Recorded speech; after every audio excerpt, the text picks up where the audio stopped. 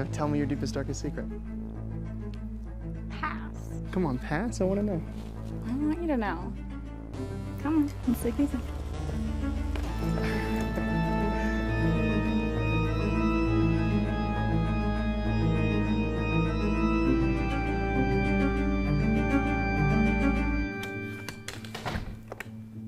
Wow. It's bigger than I expected. Yeah, I used to love coming here as a kid. Which way's our road? I want to unpack before we do anything else. You trust me, right? I mean, yeah, of course. Then tell me. No, thank you. I assume the master bedroom is upstairs. Yeah.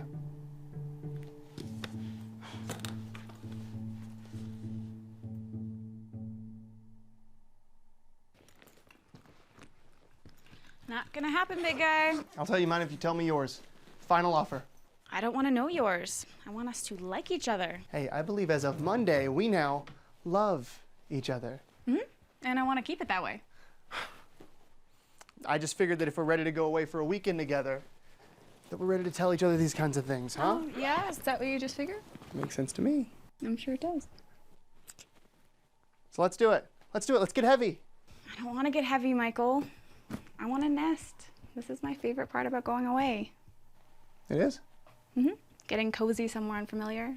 What's your favorite part? The going away. Come on, let's take a break. Oh, let's have a drink. We just drove like 6 hours. Can I get a 20-minute rain check? No, you may not. House rules. Actually, first a tour, then a drink, then the chores. House rules.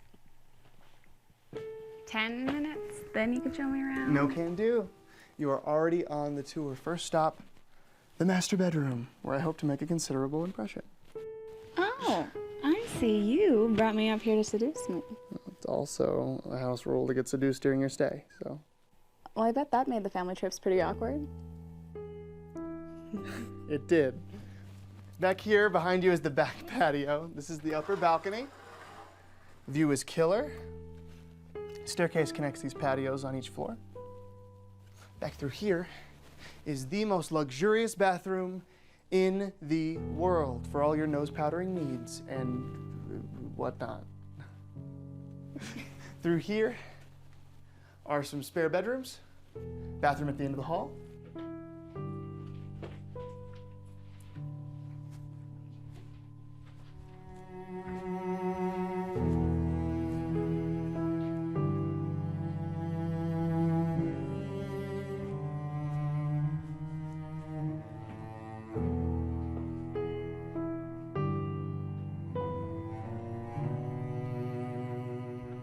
Can't get over the decor.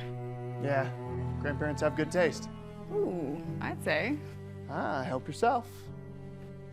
This fireplace, sitting area, this is where the kids always played while the adults got drunk. And here is another back patio. I used to love sitting out here and looking at deer and stuff. Thanks. Oh, right here is where I will showcase my second most memorable skill set. You better. I did not come all this way for TV dinners. Don't worry, we're feasting this weekend. Oh, hang on. Through here are just some extra bedrooms. It's where the kids always stayed. Yeah, you know, I think that this is the most exciting part of the tour so far. Well, it's where the magic happens, so. Okay. Down here is the den. It's got an entertainment center, which is pretty cool, but there's no cable or internet up here, so we're kind of stuck with my grandparents' DVD collection. Hope you don't mind. And this is a bathroom, and this is the last bedroom. I used to come hide in here whenever I wanted to be alone. Never worked, though. That's a back patio on the ground floor, and well, that's pretty much it. I'm so jealous you got to come here as a kid. You should be. I mean, it was awesome. Well, there is actually one perk for me that you never had on any of your trips. And what is that? The world's most amazing and handsome tour guide. Ooh, now who's seducing who? Huh? I'm just calling it how I see it.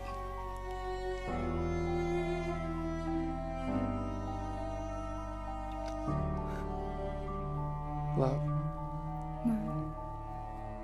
Oh, there's one more thing that I have not told you about this room. What's that? This is the place where you tell me your deepest, darkest secret. Hey, we were having a nice moment. We still are. Nope. Not having this conversation. I just want to enjoy each other's company and be in love. Isn't telling each other these kinds of things a part of being in love? Okay, this isn't like when you asked me my most embarrassing moments. That I could handle. Oh, you can handle this. Come on. I believe in you. Yeah, well, it's not fun stuff. I want to know everything about you, not just some fun stuff.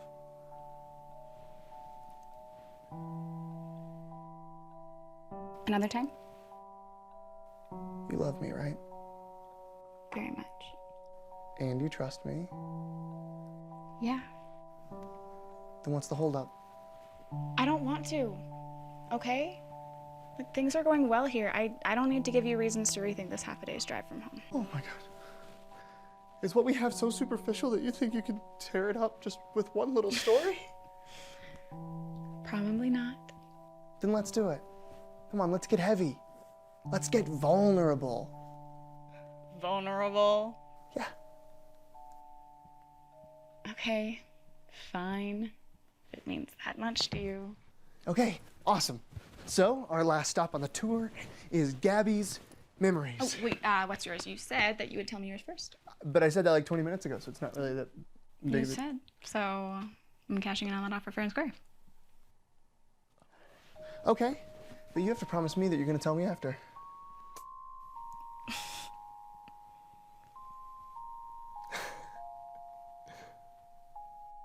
Okay, so when I was in college, I was in this play, right? I played a soldier. The costume was legit. And so in between semesters, I had to fly home, and I got the bright idea to wear my costume to the airport. I never thought it would work. It did work, and not only for getting onto the plane, but once I was on there, a lady got up and offered me her seat. And that is still the only time I've ever flown first class. It's not that bad. Of course it is. You can't impersonate the military in real life. It's like a crime or something. I mean, I wouldn't put that on your resume or anything, but if that is your deepest, darkest secret, you're pretty clean, dude. Yeah, I can't tell you mine now. It's way worse. Oh, you promised. You can't prove that in a court of law. Hey, I trusted you. Okay.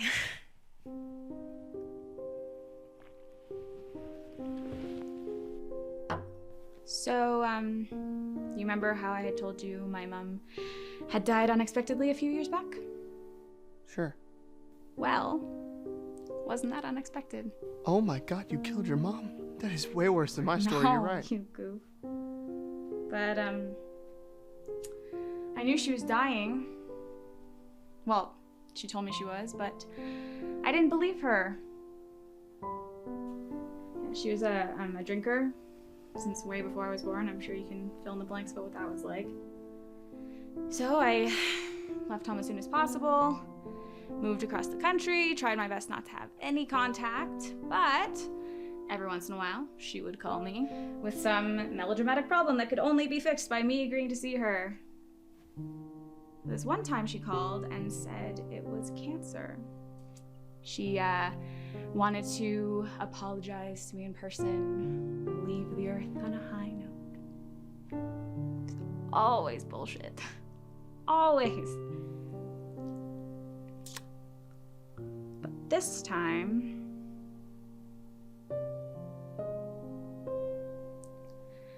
anyways, I told her to stop calling me, as usual. And a month later, I get a phone call from my sister with funeral dates. You couldn't have known. Well, I shouldn't have taken the chance. It's a big step up from killing her, though, right? Hey, will you take me to one last spot before we conclude the tour? Yeah, where's that? Whatever the best spot is in this place to get stoned. I'm glad you let me twist your arm. I'm not like a total square or anything. I just haven't smoked since college. You know I'm not like a stoner, right? I just thought this would be fun to do together this weekend. You were right. I was right. This will be a weekend to remember. I can feel it. I hope so. You feel significant. This feels significant. That is just the weed. All I know is that you make me feel things I didn't know people actually felt. Yeah? Yeah.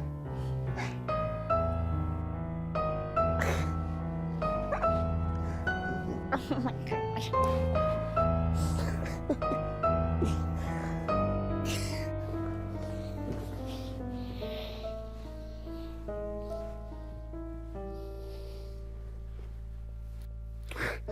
This is unparalleled. You're the sweetest man. You are overwhelming. Look at me. I am looking at you. No, I mean, look at me. I want us to see each other, really see each other. Okay. No, don't stop looking at me. I love you. I love you too. And keep on looking at me. Do you trust me? Yeah, of course. No, not of course. It's dismissive. Soul to soul, do you trust me? I mean, you haven't given me any reason not to. I'm not asking if I've given you a reason not to. I'm asking if you trust me. Different questions. Don't stop looking at me. I'm looking at you. Look deeper. Look deeper. Do you trust me? Michael, No, don't overcomplicate it. Soul to soul, look at me. Do you trust me? Yes. Completely. Yes, completely. Good. I just want to know what's going on in that head of yours. That's not being in the moment. That's being in your head. I need you here with me, okay? This is important. I love you. Oh, God, you are not proposing. No, don't worry about that now. Just look at me in the eyes. Let's go back to dancing. This is a kind of dance. You're cute. I like the dancing we were doing before better. Here. They are happy now? This is important to me. Don't wonder about why, or what we were doing, or what I might do. There's only right now, okay? I'm so confused. That's okay, because you love me, and you trust me, and you won't stop looking at me. This is a little intense. I know, but it has to happen. What has to happen? I don't know. It's hard to explain, but it's something. You have to look at I me. don't understand. Right now. There are only your eyes, my eyes, and the souls behind them gazing at each other. Gabby, this is the most important night of your entire life. If you love me, if you trust me, I need you to look at me. Okay. Yes, you're getting it. I love you. I love you. This is bigger than the both of us. What are you talking about? Something is happening. Michael, you're scaring me. That's okay, because everything is as it needs to be. Look at me. I am. Oh, don't just look at me with your eyes. That's it. I love you. I love you. Gabrielle, listen to me. God is here. As in, like, God is love? No, God.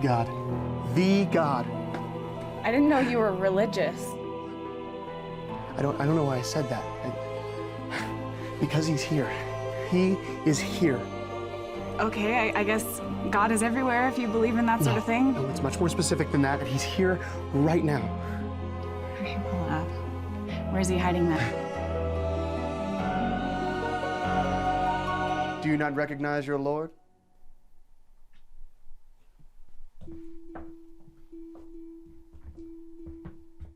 What is this? An opportunity. What are you saying exactly? You know what's happening here. You're only phrasing it as a question because you don't like the answer. Are you trying to tell me you're God? Not trying. I am. No. Nope. I don't like this game. There's no game. You and I need to have a somewhat intense conversation. Okay. I am too high for this right now. You are freaking me out. I know, kid. Unfortunately, there's not really a way around that, but in matters of extreme urgency, such as this one, it's the only way. Okay, Michael, what's happening here?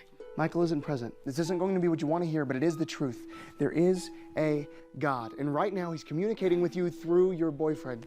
This is a direct experience with the Creator. Yours truly. The sooner you wrap your head around it, the sooner we can get to the matter at hand. The matter at hand?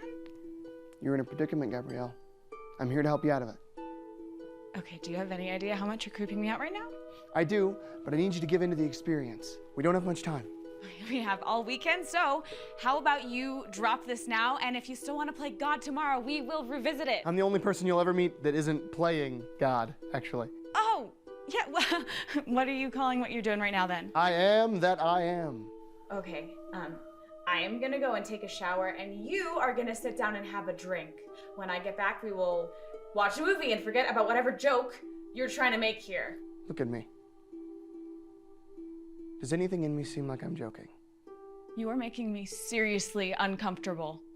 That's normal. It gets worse before it gets better if you don't give in. Holy shit, do you actually genuinely believe what you're saying? The question is whether or not you do. I know who I am. You are actually crazy. You've been with Michael for 4 months. You know that he isn't crazy. Yeah, well, I thought I did. If you're not crazy, then you're a psychopath. You don't believe that. Trust your instincts on this. Michael's a good man. Good men don't pretend to be God. Exactly. Your heart knows Michael isn't crazy or evil. Your mind just won't let you accept the alternative. Trust your heart on this one. It'll take you further. Oh, yeah, and throw out all rationality. No, don't throw it out. Contextualize it. Can you find love with an equation? Can you cure cancer with friendship? This is a matter for your heart. Thanks. I followed my heart to you, and it seems it led me to a manipulator. You don't believe that. Not 5 minutes ago, you told Michael you trusted him completely. That was before you pulled whatever the hell this stunt is. Or it was before you had a reason to doubt him. Is trust only in the absence of doubt ever really trust? This isn't doubt. You are actively breaking my trust. You're free to make that judgment. I'm still going to give you the information. The choice of what to do with it is yours alone. Listen to me. I am officially calling it. Both this game you're playing and the two of us. It's happening. And it is happening for a reason. You're in danger. You're threatening me? I'm alerting you. You're going to die before the end of this weekend, and you are not prepared.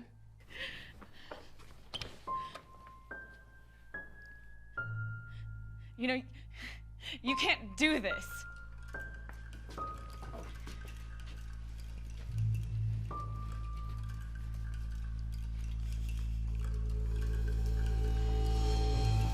Listen to me very carefully. After death, there comes a judgment. There's a real heaven and a real hell. They're both everlasting. I've given you this life, and on Sunday, it will finish. If you die as you are now, it's hell that awaits you. I will not be denying your soul heaven. By rejecting me in this life, you have denied me your soul. Having given you a free will, I will respect the choice you make with it, but I don't want that fate for you, Gabrielle. I love you. I created you. When this life is complete, it's my wish for you to come home. Great. Are you done? Mm-hmm. Or do I need to tell you another time that I am not interested in whatever it is you're doing here? That's the problem, though. See, your lack of interest doesn't change your predicament. We can have this conversation now, or we could have it on the other side. Despite what that feels like, it's much better if we have it right now. What do you want from me with this? I don't want anything from you. I want you. I want us to have each other. Is this your MO, dude? You woo girls and then bring them up to your cabin to kill them unless they worship you? Oh my god, you actually kill me, aren't you? You would rather believe that your boyfriend has spontaneously become a serial killer than accept that your creator loves you and has come to plead with you to come home? Only one of those things has anything to do with reality. How do you know? Because I live in the world. I see a lot of up people, not so much the other thing. There's a great very much that isn't seen and is still true. Maybe, but this is a joke. You were trying to get me to buy into something literally impossible. No, I'm asking you to recategorize what you hold to be impossible. Well, that's impossible. You have two choices. You can either trust in Michael's character and understand that this is within the power of a sovereign God and come home to me on Sunday, or dismiss the present situation because you're uncomfortable or skeptical and spend the next 2 days believing that what I've said is impossible, only to find out that this was your last lifeline from the darkness. You will plead with me. You will tell me you couldn't have known. You will bargain and apologize and weep. And it will break my heart to tell you that it was too late. Yeah, well, what's breaking my heart is finding out that you're not who I thought you were. I loved you, man. This is love. This is love.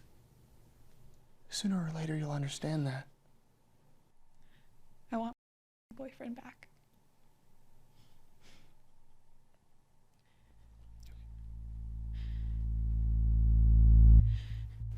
Hey, what's wrong? Whoa, I'm sorry if that got a little intense. Intense? You're an insane person. I think that's a little harsh. I just thought that would be romantic, honestly. I wanted to have, a moment. Well, then with your next girlfriend, maybe don't ruin the moment by telling her she's gonna die unless she worships you. Next girlfriend, what are you talking about? I am not gonna be a part of this mind game. It's that simple. I hope you had your little fun and that it was worth ruining a good thing for. A really good thing, Michael. I didn't mean to ruin anything. Well, at least you're responding to Michael again. Of course I am. I guess I went a little too far trying to create some I don't know, intimacy. It was just misplaced affection. Is that what you call it? Misplaced affection? Because from over here telling me that I'm going to hell is about as far from affectionate as it gets. I have no idea where this is coming from. I see. God is gone, and Michael doesn't remember anything from when God was here. Am I basically getting it? If you get what's going on, that makes exactly one of us. You said that you're God, that I'm gonna die on Sunday. You told me that I'm going to hell 2 minutes ago. No, I didn't. What? Say it? You just spent the last 5 minutes. I believe you. If that's what you say happened, that's what happened. I must have blacked out or something. I don't know why I would have said any of that. I'm not buying the aw shucks routine here, man. You're taking me home in the morning. Of course I will, but you have to believe me. I don't remember anything that you're saying. Okay, well then you're mentally ill. Pot doesn't make people think that they're God. You're right. Yeah, something has to be wrong with me then. I'm so sorry. I'll take you home tomorrow, and I'll go see a Do doctor. what you have to do. I just don't want to be a part of it. Intentional or not, it's my fault. My issue. You don't deserve to be swept up in it. Do you think having another drink would calm your nerves and make things worse? Michael? He's a good man. Saddle him with this and he will carry the guilt with him for the rest of his life. He'll be in and out of psychiatrist offices. He'll fear having a drink with friends, worried that he could slip back into this God persona and threaten them. He will forever pair truly opening up to and loving someone with this episode. It will keep him from ever trusting himself with falling in love with another woman. From getting married. From having children. Is that what you want for him? Michael, you're having another episode. Are you in there somewhere? Michael doesn't know I'm doing this. I need you to believe. Not just for your own sake, but because I need you to be the one to convince Michael that I was here. But you aren't here. You are a hiccup in Michael's brain. That's easier to accept, isn't it? If that's what you insist is happening, you don't have to adjust your reality. You wouldn't have to face the creator you've rejected. You wouldn't be dying on Sunday. Look, I understand the appeal of denial, don't get me wrong, but all it's really doing is making the final moments of your walk into damnation more comfortable. This feels very real for you, doesn't it? You genuinely think you're God. You won't even consider the alternative. Yes, this could be a mental illness, or it could be exactly what I'm telling you it is. No, it really couldn't. Why not? Why couldn't God do exactly this if he wanted to? Okay, I'm not saying that a theoretical God couldn't do this hypothetically. You're just saying he isn't. Exactly. And you know what God's been up to, do you? You've been keeping tabs on him? I don't even believe in God, dude. All the more reason he would need to come to you in the days before your death. And how would he do that if he doesn't exist? And you know he doesn't exist. How?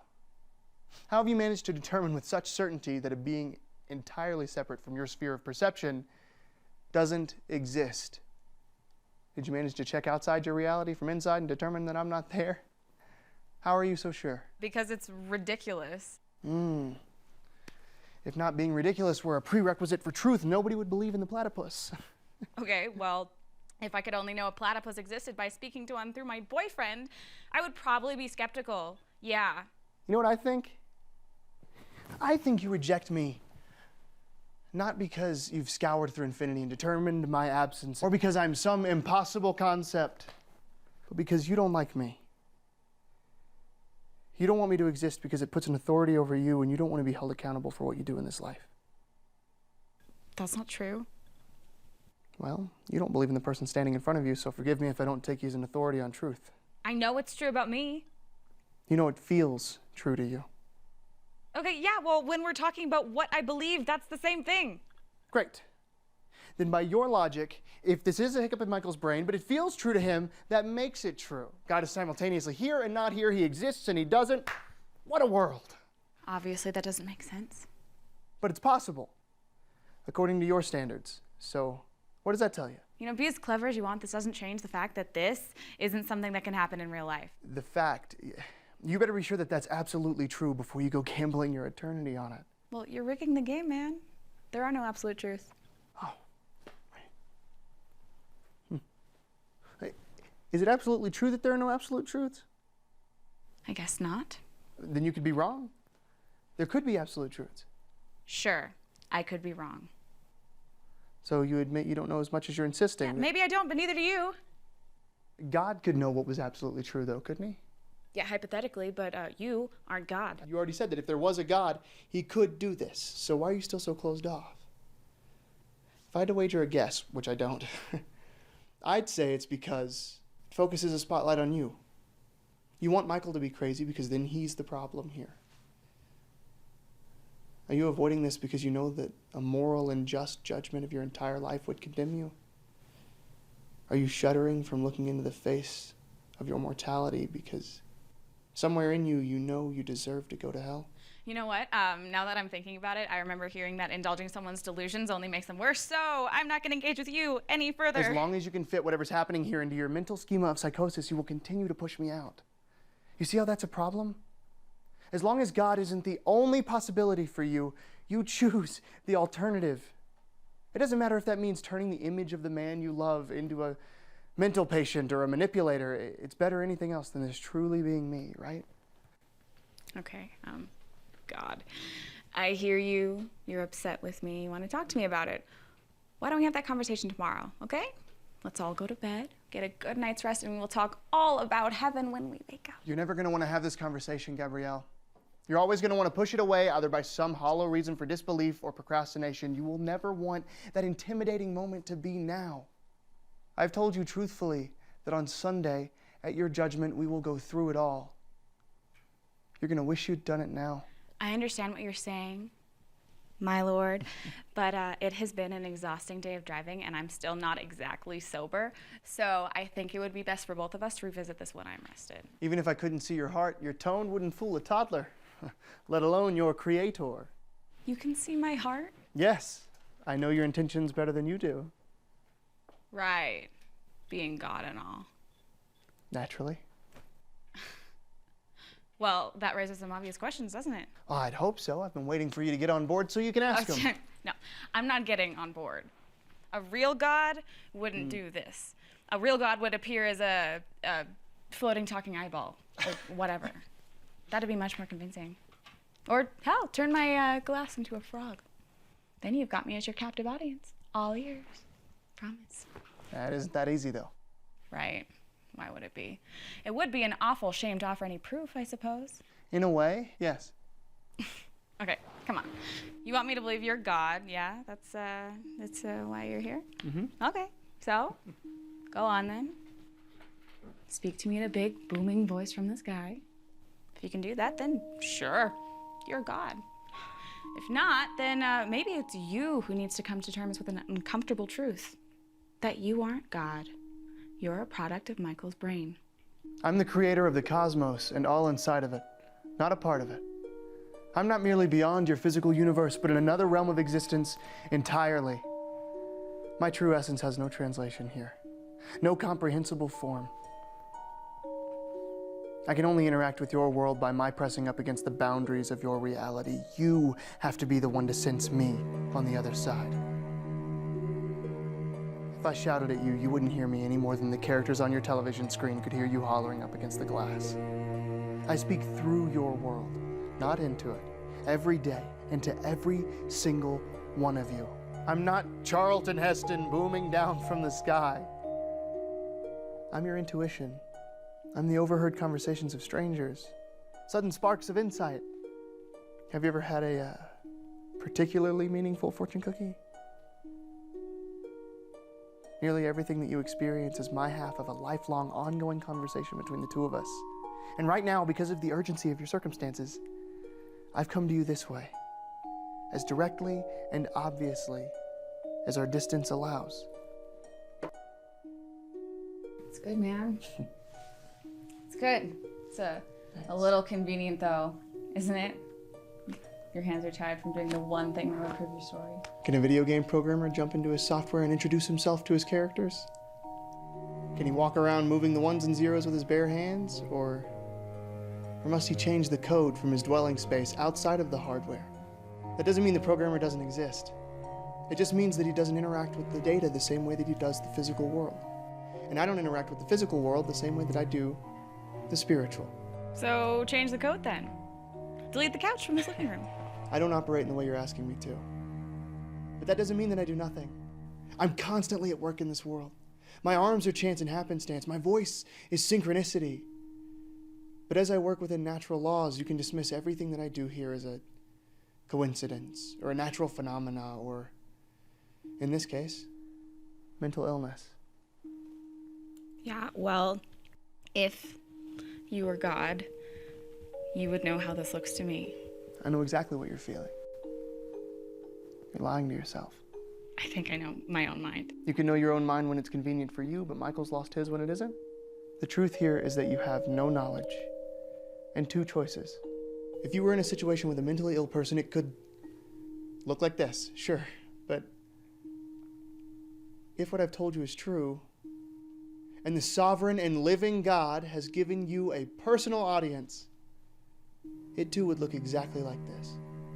From the limits of your perspective, both options are valid. Yet you choose categorically that one is true and the other impossible. As much as you want to believe you're doing the rational thing here, you're not making an intellectual decision. The question here is whether or not you have trust or doubt. And you're choosing doubt. I'm urging you to reconsider. You're letting the wrong things cloud your judgment, and it has put your eternity in jeopardy. You can make anything sound reasonable as a hypothetical. Then maybe it's just reasonable. You can dress it up nice and pretty, but at the end of the day, people don't claim to be God because they are God. They claim to be God because they're unwell. Do you have a reason to separate reality from a reasonable hypothetical about reality? Is your problem with the idea of God? Or do you just know me here in your living room? Doesn't matter what I want. This feels like a full-fledged assault on common sense. Feels like. Does how you feel about something influence whether or not it's real? No.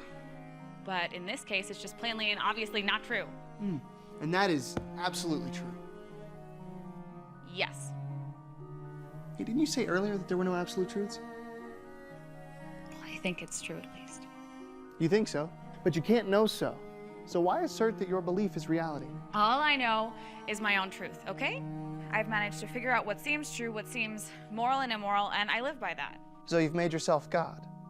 And what if I have? Why shouldn't I create the rules for my own life? Are you qualified? You already said you don't know what's true and what's not. What if you're wrong? I know how to treat people with kindness and with love. And could you give love if I didn't create you to be loving? Would you even know what love was if I hadn't invented it in the first place?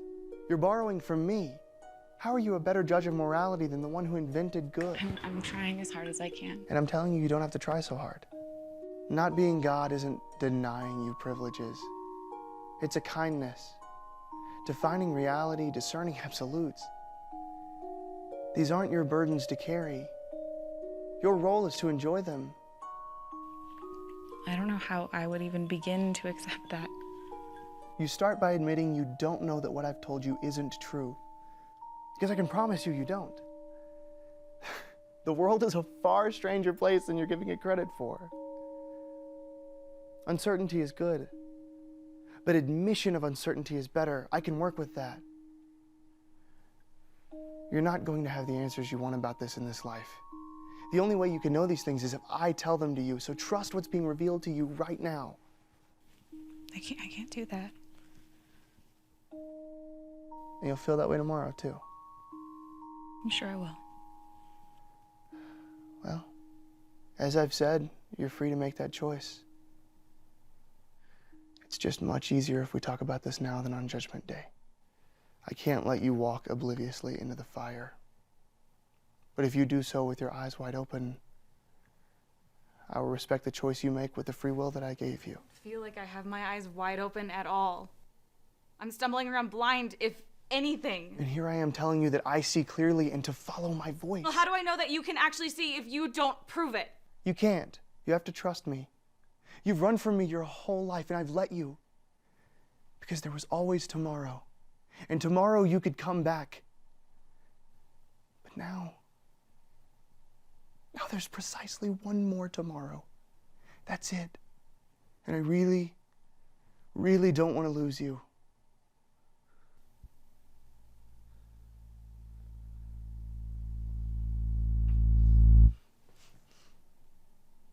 Michael? Michael? God?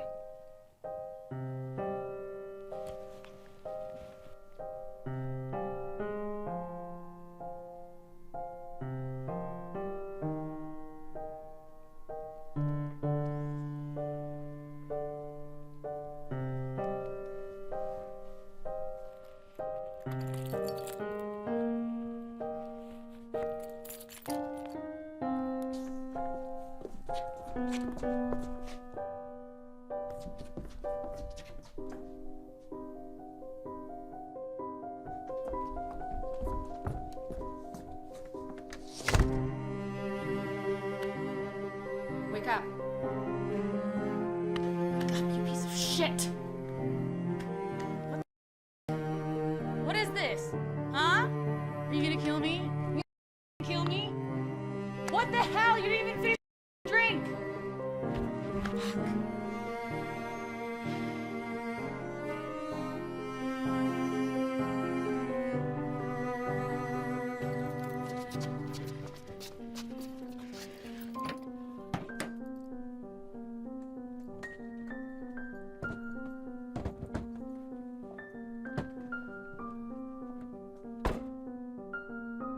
I'm going crazy. I am going crazy!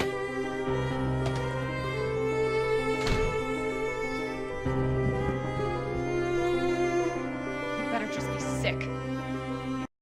Be God!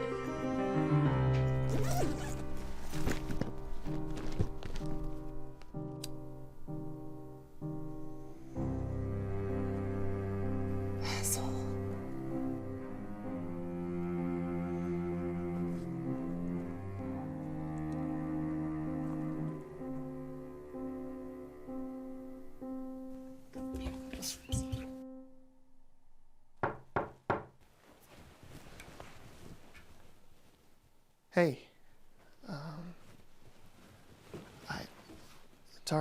sorry, I didn't mean to, how'd you sleep? Not at all. Mostly. Then badly. I guess I slept on the couch last night. Yeah, you passed out. I don't think I'm used to drinking and smoking, you know? That was something else. I've been around enough people tripping, and I have never seen anything like what you did. Or anyone so unresponsive. I literally thought you could have died for a second. Good news is, I'm still alive. That's good news, right? Yeah, of course. I know what happened last night was really weird for you. It was really weird for me, too. Hearing what you said I did whenever I was on, I don't know, on autopilot or whatever, it must have been frightening. I can't express to you how sorry I am.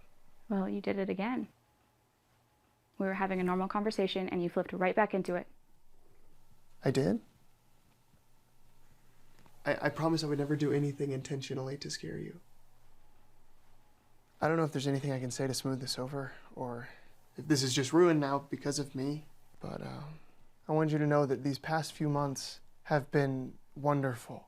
I'm just really sorry for screwing this up. So whatever we do from here, I'm just grateful that I had you in my life while I did. Anyway, that's all I have to say, so. I came up here to wake you up because it's a little past noon, and I wanted to see if you still wanted me to take you home. I think what I really want right now is some privacy so I can take a shower. Okay? Yeah. Okay, sure.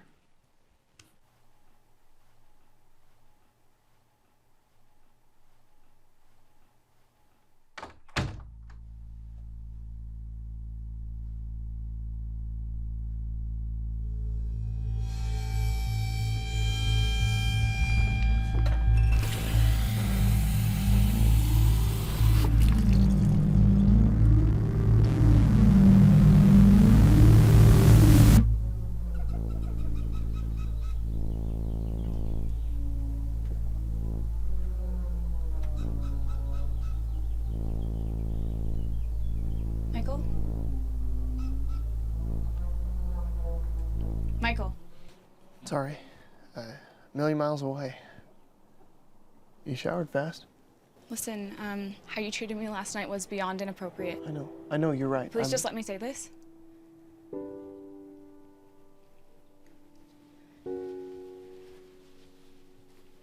I know that you're beating yourself up over this, and I think that's a good thing. I mean, you told me I was gonna die. I legit thought that you were gonna kill me. And I know you weren't really in control of what you're saying, but that's not an excuse. It came out of you. I saw a side of the man I loved last night that I thought was capable of hurting me. I almost stole your car and left you here. I was so scared. Oh my God, really? Yes, really. I don't know, I couldn't. Obviously. If you really did have some kind of psychotic break, I couldn't just abandon you here when the phones don't even work. I wouldn't have blamed you if you did. Good. I would have been totally justified. You would have. Totally in my rights. I agree. It's a lot for me to take in, too. You have to take it in. You have to know how serious this was for me. Trust me, I get it. It's really serious for me, too. Then, that said, if you know that, I need you to promise me if anything like this happens again, you're gonna see, like, a doctor. Yeah, of course, yeah. And I think we should put a moratorium on getting stoned. Absolutely. All right, then. You're sorry, and we're in agreement. So, I don't think we have to break up. I really do love you, dude. And I'm still upset about everything, but I'm sorry for saying some of the things I said. You don't have to apologize. I deserve it.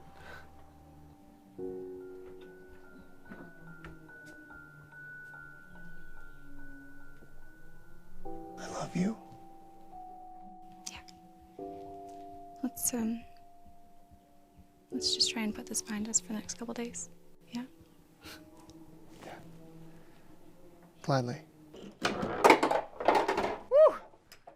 Game. That's 2 out of 3? No, it's cool. I'm fine with you just being better at this one than me. Okay, let's play darts then. Here, I'm lousy at those. Here.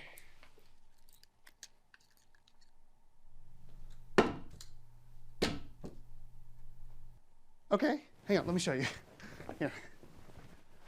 All right, take that. All right, keep your eye on where you're aiming, and your brain will fill in the rest, okay? You know what? I don't think I'm very good at this one either. Why don't we just take it easy on the couch? Watch a movie? Okay, yeah. Hey. I love you, you know. I know. I love you too.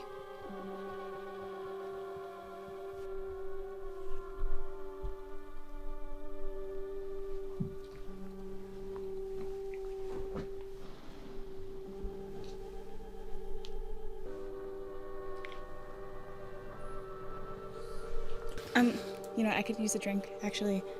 You want one? Yeah. 7 and 7.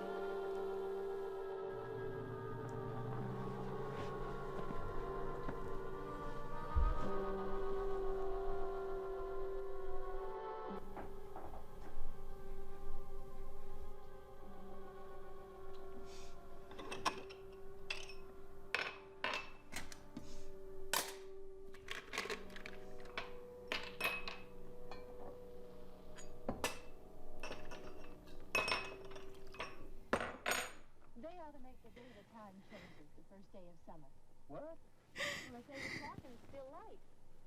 Ought to get the extra daylight does us. Now, we've still got a 3-hour drive back. We're not going to be home until after midnight. Well, if it really bugged you, Johnny, you wouldn't do it. You think I want to blow Sunday on a scene like this?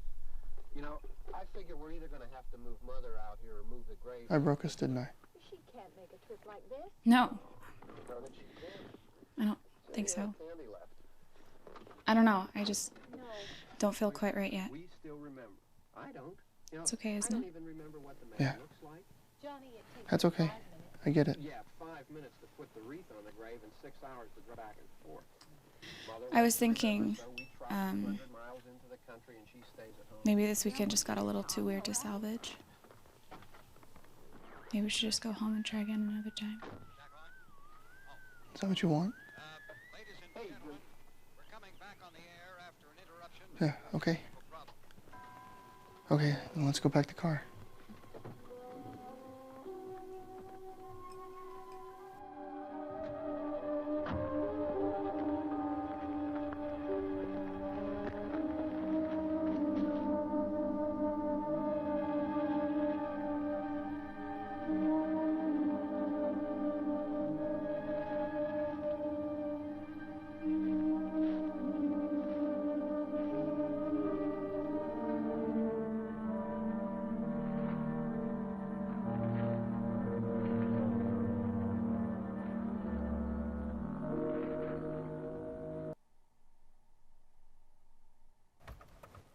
Sure about this?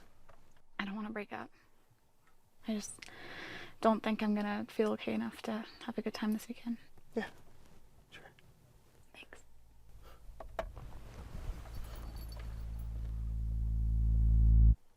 Driving out of here doesn't change anything we've talked about. You mean about us or what? About us. About you. Leaving the cabin doesn't mean you're driving away from your death. Michael, I thought we were done with this. What have I said to give you the impression that we were done with this? Not you, Michael. I was hoping since we were both sober, this wouldn't happen again. That would make sense if this was caused by not being sober. I just want to be in my own bed by myself. I want to go home. Home is with me, Gabrielle. You need to understand that.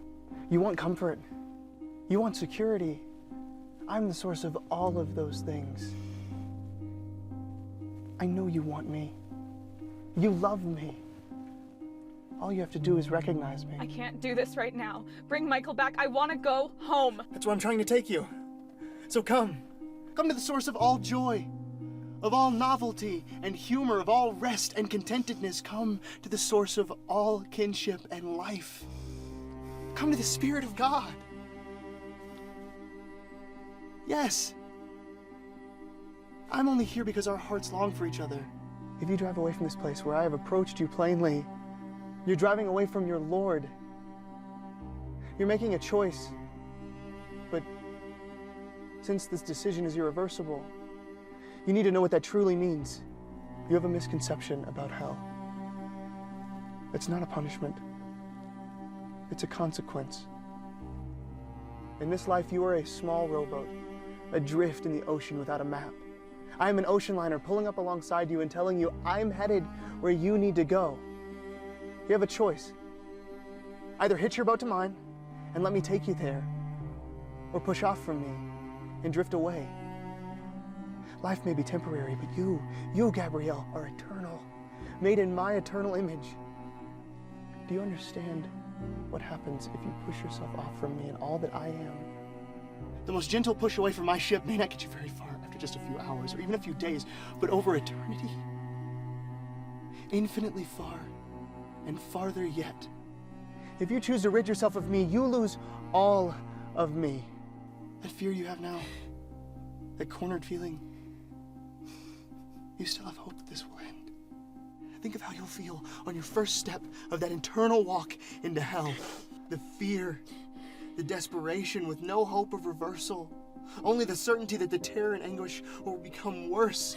Can you feel the weight of that on your shoulders? Can you see why I've come to plead with you? It breaks my heart to offer you everything and see you requesting an inheritance of darkness. I need you to grasp this.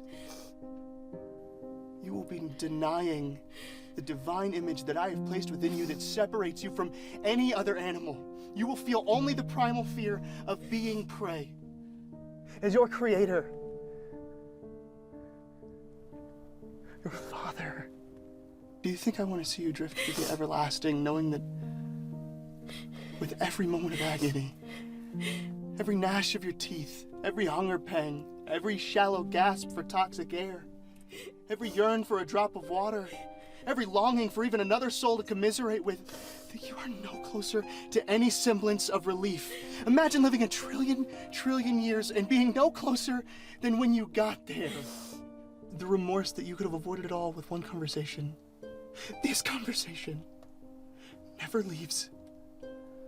If you drive away from this cabin, you're driving away from me. And directly into this fate.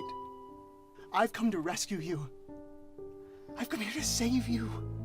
I've come here because I love you. I made you. I made you specifically from nothing. Because you offer the universe something no other soul is able to. Losing you is worse than a parent losing their child. I want you in hell far less than you want to be there, but I do not drag people kicking and screaming into heaven.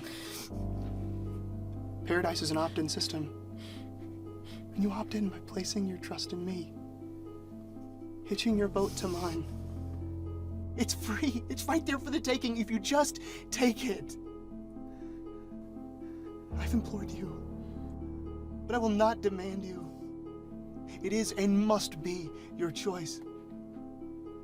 And we'll both live eternally with the consequences. Why are you doing this to me?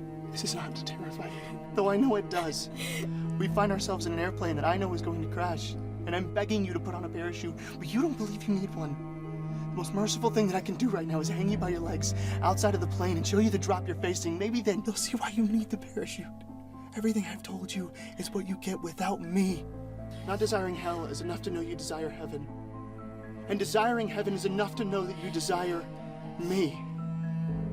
If you're terrified by the thought of hell, then you and I are on the same team. It is that simple.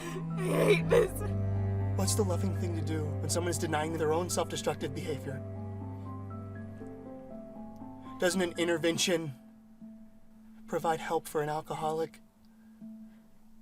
No matter if it's personally difficult. Or is that too personal of a metaphor? I know the guilt hasn't left you. Doubt can serve you, or you it. And look where doubt got you in your mother's final days on Earth. It's sending you into an even worse fate now. You want knowledge, but this just isn't a knowledge test. My own know me. You know who I am, Gabrielle. I just need you to say it. Who am I, Gabrielle? We both know that you know the answer. Please tell me. Who am I? There's nothing left to say then. I have loved you from eternity past, and I will mourn you into eternity future. Goodbye, my Gabrielle.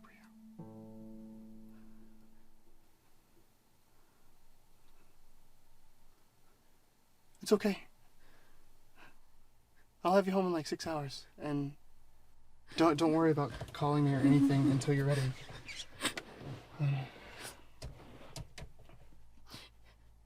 What? What's wrong? Did I do it again? Gabby. Oh my God. Gabby, I thought this was drugs or whatever, but if this has happened, I'm completely sober right now. You have to take me home. I need help. I really need help. Scared. It's okay, baby. Look at me. Look at me. It's me. I'm back. No, I don't want you back right now. I want him back. Him? There's no him. Are you serious? It's me. How do you know that? Some of the things he said, I just can't imagine them coming from your brain. But they came out of my mouth. Yeah, exactly. And he knew things. Michael, he knew something about my mother that I never told you. That's not possible. That's not possible. No, he said he knew that I had the opportunity to stage an intervention for her, and I didn't. And I have to think if she still had her health insurance when she got sick, she would. He knew how guilty I still feel. He said that. He told you that specifically. He said that this was like an intervention, and he knew my guilt, and then he mentioned my mom. That's not the same thing as knowing. Your own guilt is forcing you to connect a bunch of dots that aren't really there. You don't know that. Gabby. I want to talk to God again. Make him come back. Make him come back. Stop making the breakdown that I'm having about you. You're not the one in danger here. My brain is breaking, okay? We have to go home. I'm not driving like this. I can't do that. We're in an emergency situation here, all right? You need to be brave. What if I have another episode while I'm driving? I could hurt us, or worse. I'm not driving right now. You have to. No, he told me that if I left, he would accept that as my answer. I would be going to hell. He didn't say anything. It's me. You're not dying. You're not going to hell. I said those things because I am sick. Here, take these keys. Take these keys from me, switch seats with me, and drive us home. Please, this is life or death, Gabrielle. Why did you call me Gabrielle? Because it's your name. You never call me Gabrielle. Take the keys. Come on, this could be seizures for all we know. Baby, we can't afford to waste our time. Please. Please.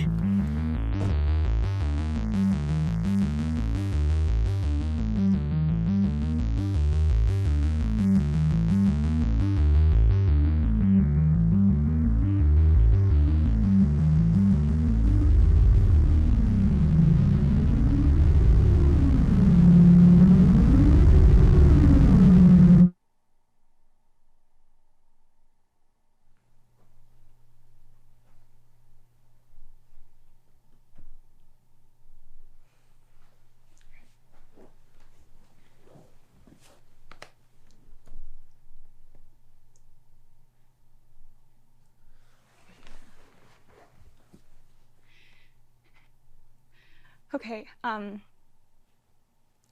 God, please come back. I need to talk to you again. Please. I'm open, I promise. I just have some questions and I want to get to the bottom of what's happening. It's no use, Gabby. This doesn't concern you. This is between me and him. It wasn't God that was talking to you. That was me. You need to get that through How your would head. you know that? You weren't there. Please, God, talk to me through Michael again. Why don't we black out the windows or light some candles or A something? seance, dude. Then what are we doing? I don't know, prayer, I guess? Prayer? Yeah, prayer.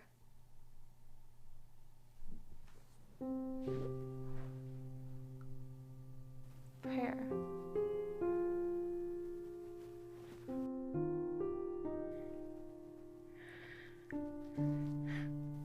Dear God,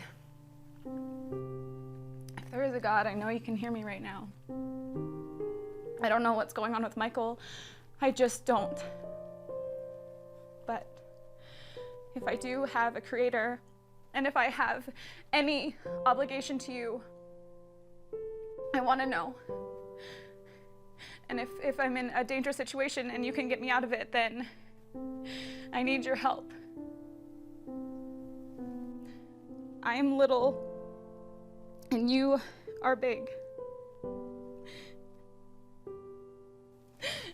I'm confused and scared, and I don't even know what I need or want right now, but you do. So, please, anything. Don't abandon me here.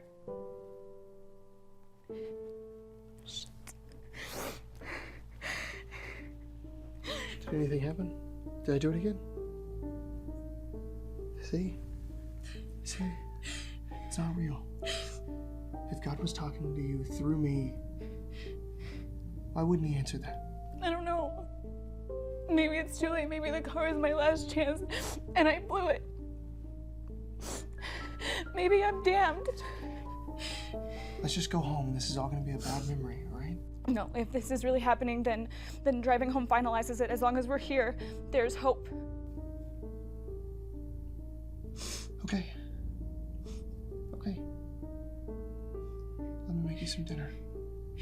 You barely ate today.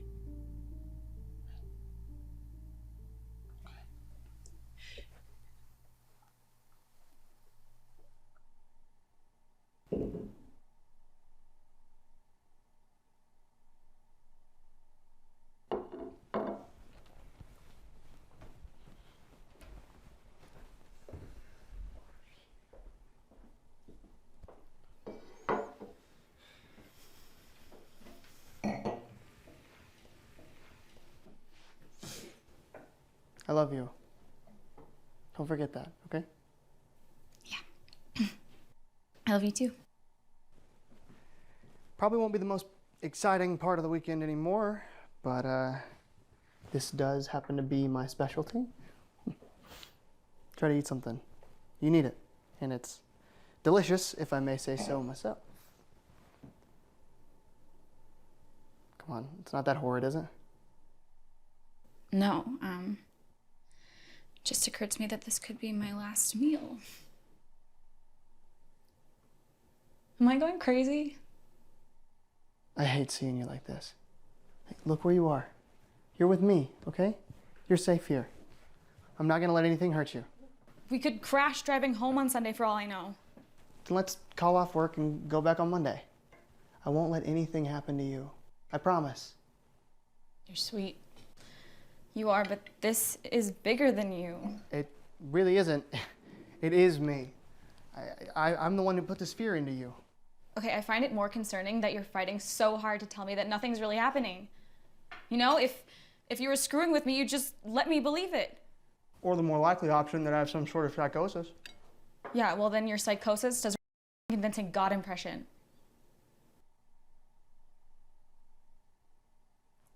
Okay, I know you're scared, but right now, there's nothing scary happening. Right now, we are a boyfriend and a girlfriend sitting down to have a nice, romantic, home-cooked dinner together. Don't worry about anything else. Let's just sit here and enjoy each other's company. I don't know where I'm gonna be this time tomorrow. There is a wide range of possibilities, and one of them is in hell. How can you expect me to get that out of my mind? Because it doesn't make any sense to believe that. Yeah, God doesn't use people as puppets. Okay, well if he did, would the puppet know? We can't know for certain, and that means that there is a chance that my clock is ticking. I'm so sorry that I've done this to you. I think we're both gonna need therapy after this. Yeah, if there isn't after this.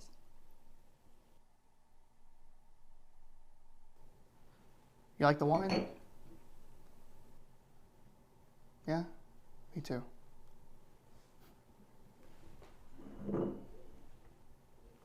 (1989) Malbec. Bottled in Napa Valley. You ever wonder if they just put, random dates on these things? How do you know it was bottled in 1989, not like 2009? You think you could tell a difference? Nope. I guess not. And Napa Valley. That's kind of obvious, isn't it? If I was going to make up where my fraudulent wine came from, I would say Napa Valley. It's like an archetypical wine place. Even a bit of a cliche, right? Okay, I appreciate you trying to take my mind off this, but please stop. I just want some silence for a minute, okay? Just food for thought.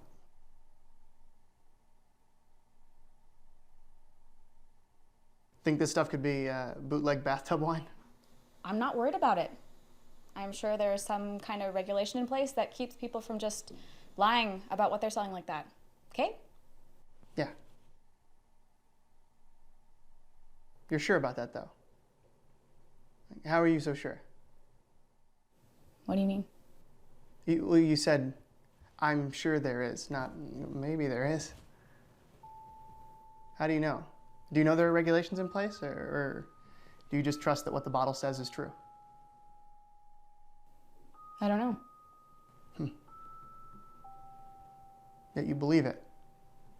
It's weird, right? If you think about it, really think about it, a majority of your life, your beliefs, your opinions, even things you hold to be cold, hard facts, they all have their foundation in faith, not knowledge, right? You believe without question that this wine was bottled in 1989 in Napa Valley. Why? Because it said so on a label?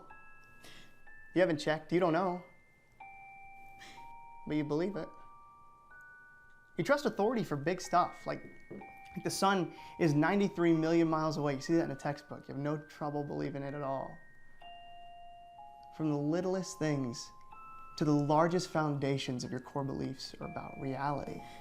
Almost everything you feel you know with certainty stems from faith. What's one more jump?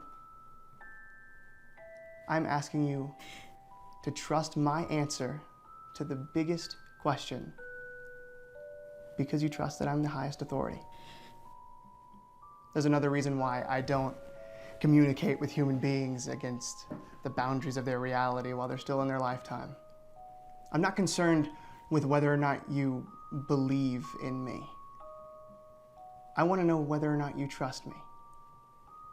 And for there to be real trust, true faith, it has to grow in spite of a temptation to doubt. If you could be certain, if I was the safe option, well, that's not faith, is it?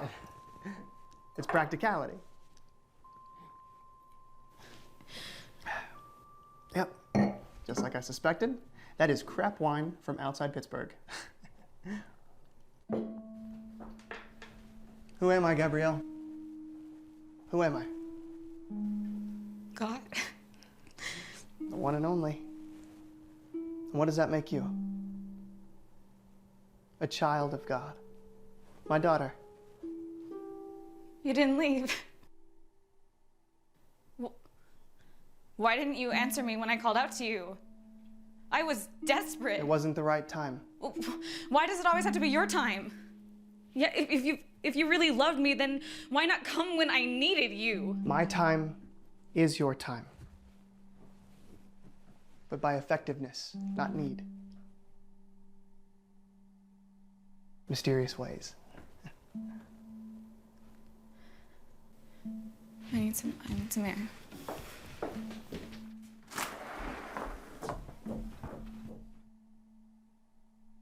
So, you're really the creator of everything. I am.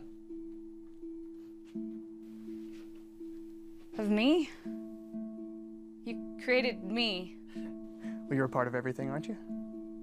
I decided that you, specifically you, were so worthy of eternal love that I brought you into existence just to give that to you. And everything that I do out of my love for you. So am I special in some way? Of course. But every person is. I love every individual one of you so much that I created the entire universe for each of you alone. I don't get it. In all of history and all of future, there are trillions of you. But if it were just one person as the sole human being, I would have created everything for just the two of us. My undying love for every person doesn't overshadow the love that I have for you alone. Okay, so everyone is just as important as everybody else? In an important but specific way, absolutely. Okay, well then, why me? Why give me this experience and not other people? I reach out to everyone. Trust me, everyone. But it's only the people who have their hearts open to me that I can do anything like this for.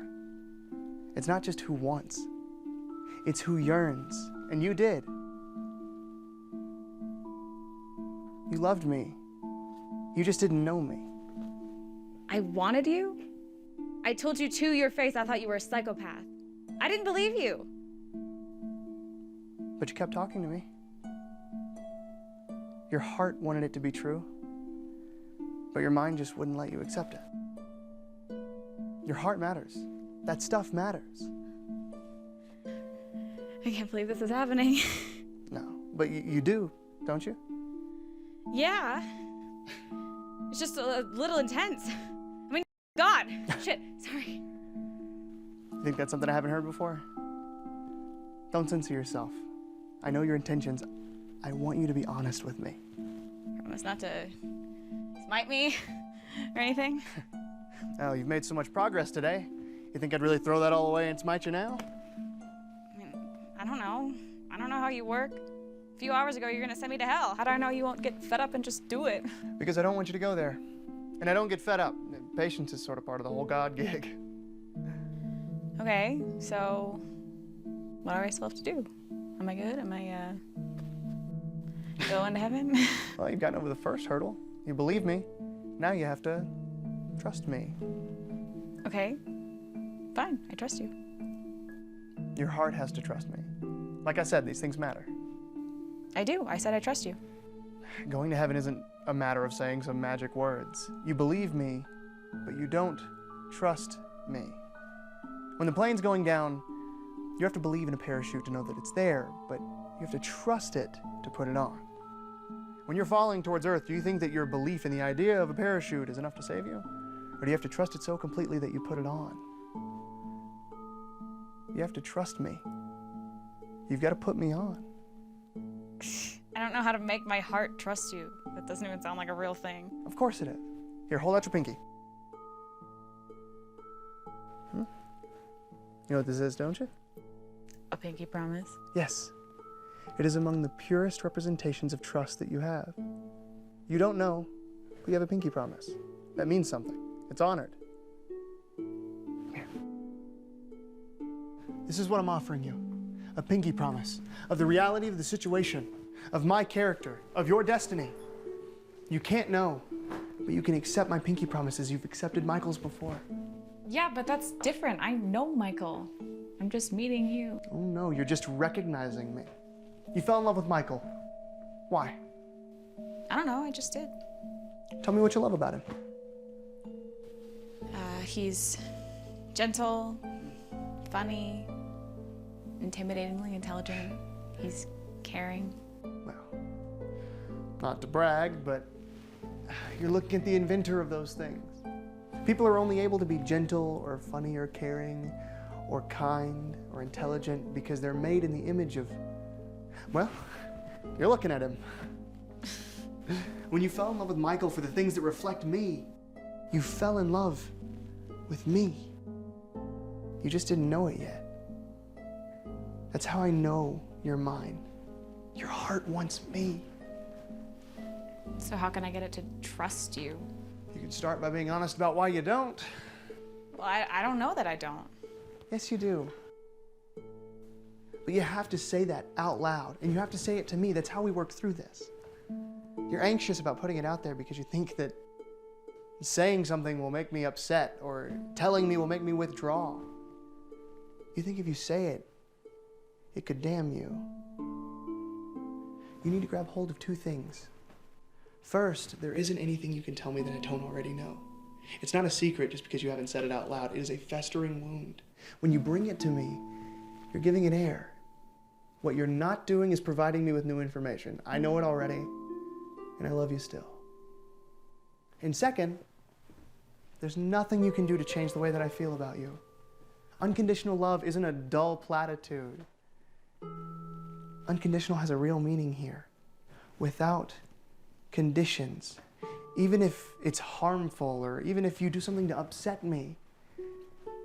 You wouldn't kick your dog out of the house for chewing up your favorite slippers or smite your toddler for talking back. The love and responsibility are unconditional. If I withdrew from you because of something you said or did or felt, well, that'd be a condition, wouldn't it? Yeah, I guess so. I just don't get it. You know? If you're God, okay, you are God, but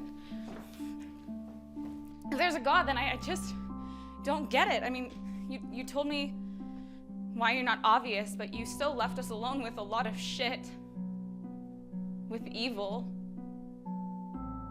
Why would you let that happen? You let the Holocaust happen. You let people get kidnapped and suffer constantly. Wars, earthquakes, children with bone cancer. And then you judge us. You told me that I'm going to hell for eternity. What kind of perverted sense of justice is that? And then you show up here threatening me to love you and to trust you, or you're gonna send me to it? How am I supposed to trust you after that? You're holding a gun to my head and telling me that I have to get in line. You know, in what universe is that love? Unconditional love. You know, you made me. I didn't ask to be born. You put me here and you put me here how I am, right? So if I've got faulty hardware and I malfunction, then that's on you, dude. You're the designer. Where's the justice in punishing me forever for being exactly as you made me? Where do you get off making people imperfectly and then damning them for being imperfect? You know, I was worried for a minute that Michael was a manipulative psycho, but the more that I think about it, the more that this feels like the abusive relationship. You know, you're holding my eternity hostage and I'm supposed to believe you're good. So okay. You're right, I believe you. You're God. And since you're God, you can yourself. I didn't mean that exactly. I mean, obviously I don't want to go to hell. I don't want to write you off and be tortured forever, but I get it, and I'm scared, and to be honest, I'm pissed off. Yes, good. Those feelings come from the divine spark that I've given you.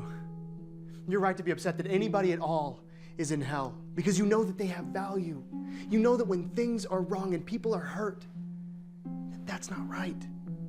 You know that because you weren't created to live among evil and injustice. Your soul wants perfection. Your soul wants me. Yeah, but you created it. You made the world. I did. But that doesn't mean that I like everything that happens in it. These things you're highlighting are things that grieve me as well. I yearn for justice. I mourn for those in hell the same as you. I gave humanity this world. But I did not create the evil in it. You did. All of you. Unlike some faulty hardware, you are a moral agent with a free will. Humanity chose evil voluntarily. Allow me to properly refocus your righteous anger. Fine. I'm building something. A community of people who live together as equals, treating each other with love and respect voluntarily. I don't want robots who do my bidding because they have to. I intend to live among my people, not rule over them. So the problem arises. How do we make a community of people who are not forced to be happy, but choose to? By giving them choice. Creating people inside of a utopia that have no choice whether or not to be there, who may not want to be there, who can't be anything other than peaceful and loving. That's more of a dystopia, isn't it? How do you mean? Which feels more real? A mindless automaton who is programmed to love you, or truly falling in love with someone as they genuinely fall in love with you? So that's what this is about? You want people to love you? Yes. And true love is voluntary, not compulsory. There has to be a better way to have people fall in love other than throwing them into evil. Is there? I'm quite literally the source of all things you hold as good. All of it. You're made in my image, yes? So you're naturally inclined to find joy and peace in things like, well, for starters, joy and peace. But I'm not looking for people with Stockholm Syndrome here. If someone is going to meaningfully choose to spend their eternity with me, they need to know what the other option is. And what is the opposite of love? Hatred. Sure. And the opposite of joy, despair. The opposite of all that is good is all that is evil. So I create my own adversary. The physical personified embodiment of all that I am not. The devil. If it helps you to think of him that way, sure. There's an actual devil? Like a literal Satan? The way you're imagining him elevates him to a certain status that he's never had. He's less of some all-powerful enemy of humanity and more of a really strong perspective. He's an existential enemy more than anything. Isn't he the one responsible for all the awful shit that happens in the world? No, you are. That's a royal you there. I'm whispering into all of your ears, and so is the adversary. You make a choice of which of those suggestions align with your soul. You're free to do so. And having given you that freedom on purpose, I will respect the choice that you make with it. You respect us so much that you burn us in hell when we make the wrong choice? There has to be a better way. Okay, here. Let's say you're God. What do you do differently? Easy. Everybody goes to heaven. Wow, everybody? That's a bold move. Some might accuse you of eternal kidnapping. Who wouldn't want to go to heaven? You've met people who enjoy conflict. Selfish people, violent people. You think they're going to start singing Kumbaya because they're in paradise? I don't know, maybe. What if they don't? Wouldn't they just turn heaven back into earth? Good folks and bad folks suffering together? Okay, well, I would give everyone a chance and then kick them out if they screwed up too much. But in the meantime, they can muck around in heaven. Wouldn't that diminish paradise for the good people trying to enjoy it? Can you see why you would need a screening process? Perhaps a lifetime to allow people to sort themselves into or out of it? So that's what life is? A screening process. You can think of it that way? Okay, fine. So, a lifetime to weed out the Hitlers and the Jeffrey Dahmers, I get that, but I mean, I wouldn't do this to people like me. I'm a pretty good person, generally. Aren't I? Depends on who you're comparing yourself against. Against Hitler or Jeffrey Dahmer, sure, but compared to my goodness? Compared to the goodness of paradise, are you perfect? If I told you you had to earn heaven, how confident are you that you actually deserve it? Who can answer that? I can. And if you're saying that you don't know, aren't you really telling me that you can't be sure? That you may have done some things to void your ticket? Okay, yeah, but it's not like my worst moments are all that I've done. I've been the Good Samaritan too. Yeah, but take out all the good you've done out of obligation, wanting people to like you, wanting to like yourself, hoping for some sort of reciprocation or reward. How many moments of genuine altruism do you think you've had in your life? I don't know, dude, but it isn't zero. Is it? No. There have been some. Then those should count. If I'm the judge, then those moments count for something. Yeah, that'd be a strange courtroom though, wouldn't it? Would you offer John Wayne Gacy a pardon for the murders just because he brought joy to children as a party clown? No. See? When you have to pass judgment on the evil someone's done, the good they've done is irrelevant. Just seems cruel. Tell you what, if you got a better idea, tell me. What about karma? So simple. Why didn't I think of that? What is that, like a point system? Why not? You tell me. What do you tell the person who was 1 point away from getting into heaven? I'm so sorry, Miss Fillmore. If you'd have just picked up your neighbor's kids from soccer practice one more time, well, eternal damnation for you then. Is that more fair? I would make an exception. What about the people who were 2 points off? 3? We back to everybody gets in? Okay, fine, it's a firm line. I get it, God has to make tough decisions, but fair is fair and 1 point is 1 point. Wow, it's very bureaucratic of you. Critics might call you legalistic. So now, what about the guy who's done good his entire life, right? But molested a child a couple of times. I'm sure his karma score would be pretty high. You let him in? Maybe especially bad crimes have a one strike and you're out rule. That's an idea. There you go. What are these especially bad crimes then? Cold-blooded. Why those? Because they make you a bad human. They destroy people. Yeah, but what about liars and bullies and thieves? Don't they hurt people? They destroy people too, right? I mean, yeah, but if you did away with the murderers and the rapists, then that's a good start, right? A good start, yeah, but an eternal paradise is finished, isn't it? When you imagine yourself in a place where you can have your stuff stolen, where you can't take people at their word, where you can be made to feel bad or inferior, are you imagining yourself in heaven? No. There's the rub.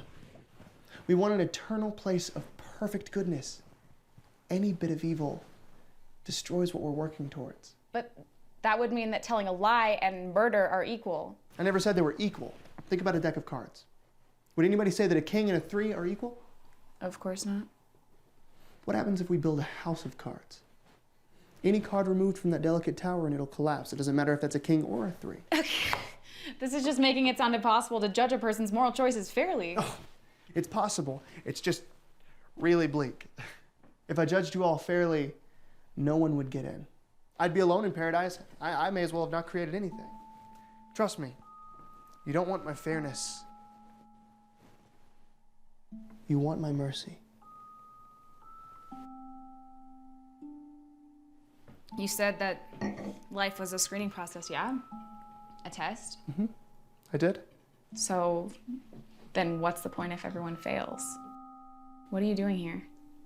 If everyone is on an equal playing field of moral disqualification, then maybe, that's not the most important part of deciding who can get along in heaven.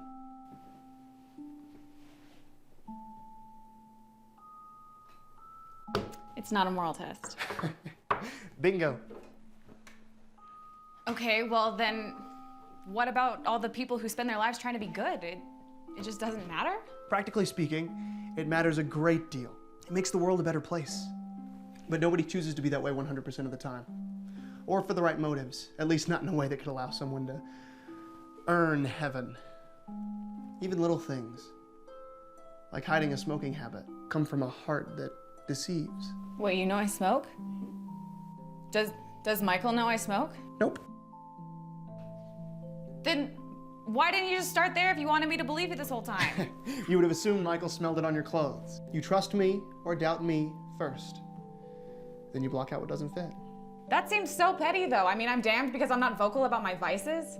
That's just one small fruit that grows in a heart composed of evil soil. One that serves itself, not one that loves and trusts others first. I see what you would do if the societal shackles of law and order were let loose and you could do anything that you desired. It's in everyone, to some degree. Doesn't really bode well for what you would do in paradise. I need people that will retain perfection voluntarily. It's a blessing that this isn't a moral test.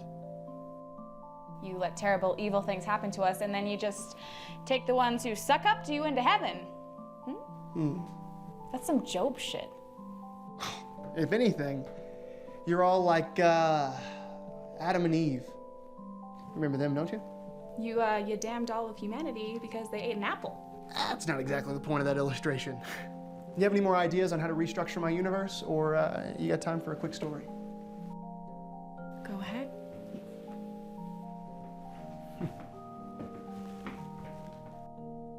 I'm playing the long game. In the beginning, I gave humanity a prototype for the paradise that I'm building. A world separate from mine where they could do as they pleased without destroying heaven. So the question on the table is, how do I sort out those who can get along peacefully in heaven? I gave them the bare minimum required for a test, something they weren't permitted to do, but the freedom to do it. The story you're familiar with, the tree of the knowledge of good and evil, I set things up so that eating from the tree would allow humanity to behave imperfectly. It gave the choice if a person chose it, to commit evil. I explained to them in no uncertain terms that eating from the tree would bring only suffering, only death.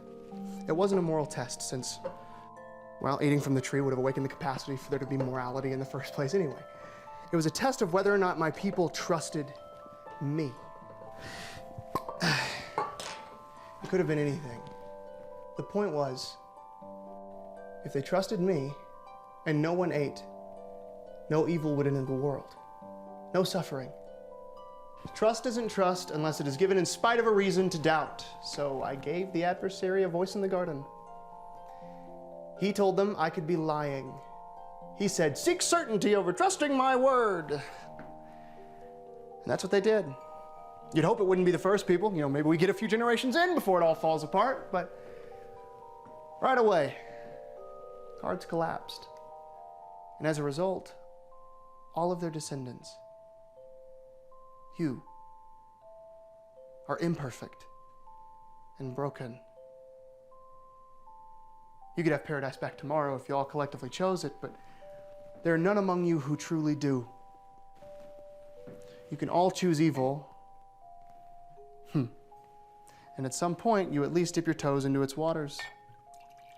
So what's left is this system where you're faced with the same decision that the first people once had.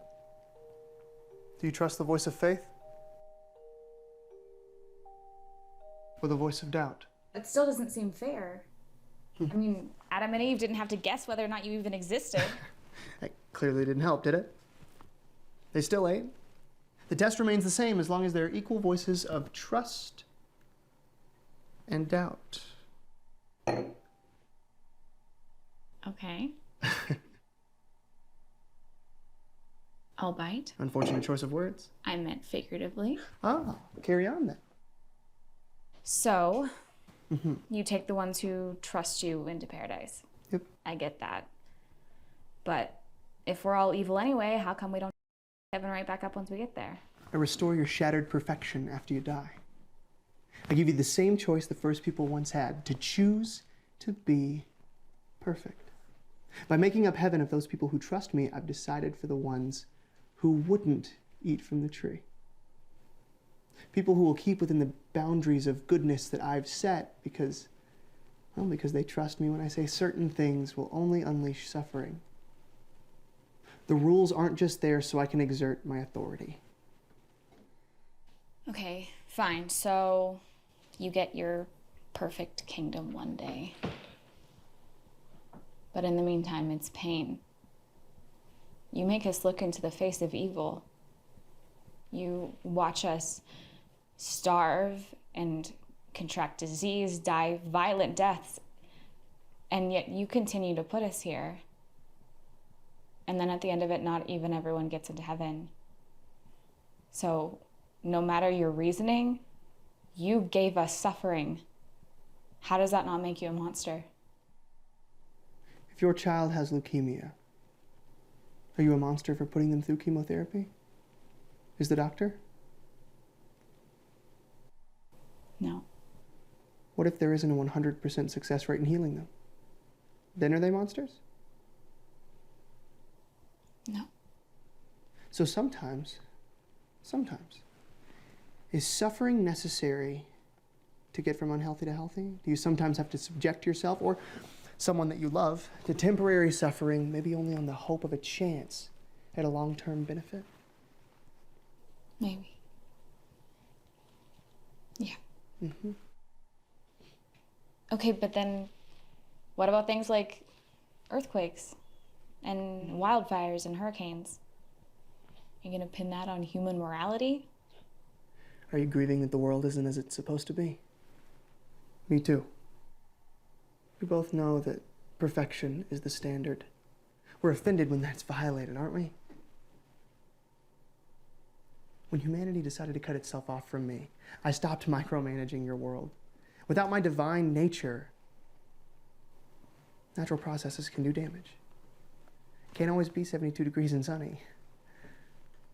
A pot abandoned on the stove will boil over. The echoes of shattered perfection are loud, but you can only grieve for a rod bent out of shape if somewhere in you, you know it ought to be straight. We can talk about this all night. We can talk about everything that I've done, am doing, and will do. You can analyze it tirelessly, but that would be making a decision based upon your judgment. And in all honesty, I'm not worried about what your judgment call is here. You don't really have the perspective to make one.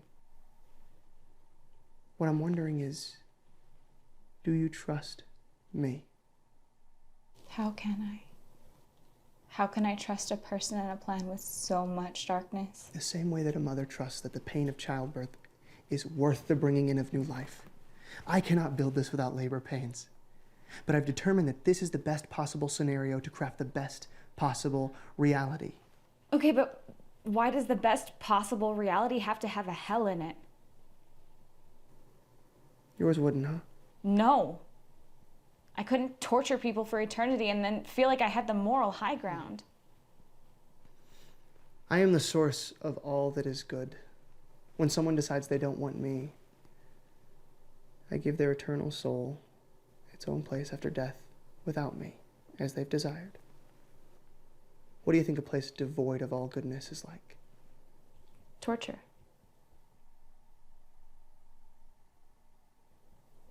Hell. Exactly. I didn't make hell to torture people in. People become hell. And I give them their own domain separate from heaven. They reject the antidote for the suffering in their own heart and choose to live in that for eternity. I don't torture people in hell. You don't blame a warm fire for the coldness of the people who choose not to sit beside it. I'm trying to process this. It's a lot to take in. I'd advise you not to take your time. Tomorrow only grows closer. Yeah, okay. It's just a lot of pressure. I need to wrap my brain around everything. Gabrielle, do you trust with your brain or your heart? If you'd grasped that, maybe your clock wouldn't be ticking so loudly.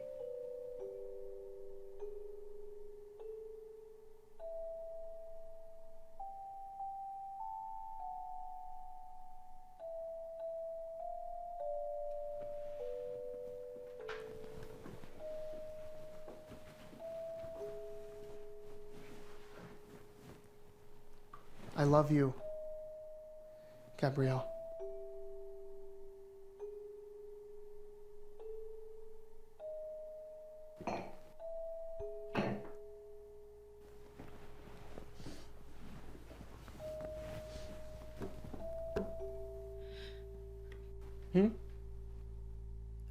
I know, I think that I do. It's just a lot for me to say it. Huh? What do you mean? What do you mean? I asked if you liked the wine. You did? Yeah. Oh, right, yeah, you did. Yeah, I do like it. Why was it so hard for you to say, goofball? No. No. No! Okay. Tell me it didn't happen again. It didn't happen again, right? He was here. Gabby, we have to go then. No, I'll clean up. no, Michael, I'll clean up. it's Get back the real. car and we'll It's all leave. real. We all had right? this long talk and it was fascinating and frightening and I don't know who you're willing, but It's I not feel much God better. that's talking to Yes, you. it is. He didn't leave. I still have a chance. I still Stop have a it. chance. Stop it! God exists. There's an order. There's good out there and all this bullshit. That may be, but God's not talking to you. Yes, he is. I know you don't believe it, but I... Shut the hell up! I'm trying to tell you something, so listen to me, okay? I haven't been honest with you. I lied about my deepest, darkest secret. I mean, the plain story happened, but I have a history of mental illness in my family. My dad had schizophrenia. I showed some of the early signs of it. Delusions of grandeur, disorganized thinking.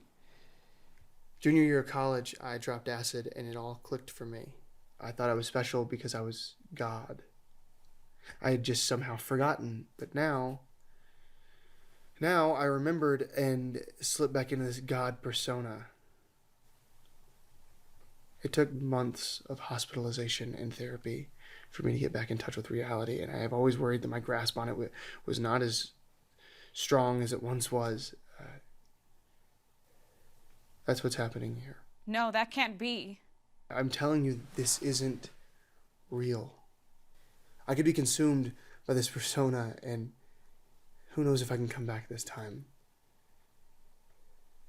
I'm afraid. And you should be too. I'm not afraid anymore. You don't know what this is. I do. And it's nothing like psychosis. I have a history of it. That's a coincidence. Maybe it's why God chose you for this in the first place, because your brain was already open to speaking for him. Stop justifying my illness. Okay, you're smarter than this. Or maybe it's because you really are God, Michael. Maybe that's true. Hearing you say that I'm God is not what I need to hear right now, okay? You need to take me home. Stop buying into this fantasy and get me out of here. God said that you wouldn't understand. He said that I would have to tell you, but he's really here, I promise you. How are you dumb, you dumb bitch? You're buying into the ramblings of a madman. You understand that? Pack your bags, put them in the car, and drive me home! I didn't know you were capable of speaking to me. Yeah, and I thought you were a reasonable person. Instead, I'm learning how selfish you are. You're making my breakdown about you. I don't know what's happening right now exactly, but I do know that you're at least Michael right now in this moment. And I am disgusted with you. Good. All the more reason to leave. I have no interest in sitting in a car with you for 6 hours right now. I'm sleeping downstairs tonight. Clean the place, pack the car, and I'll take you home in the morning.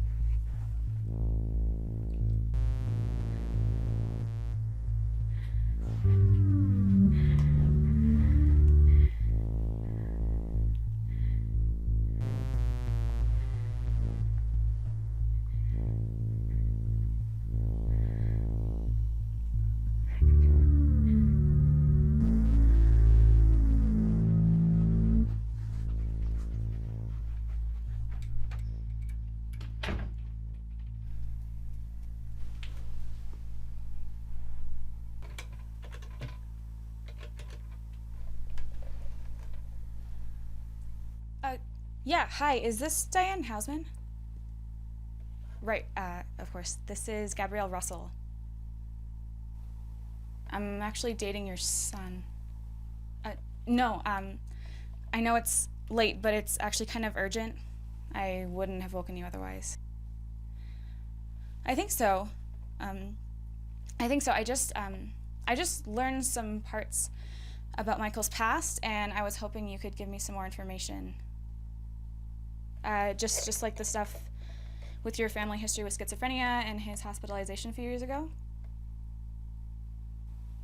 Michael's dad has schizophrenia, doesn't he? No. That's okay. I would assume you know if he did. But Michael did have like a breakdown in college, right? It's not important.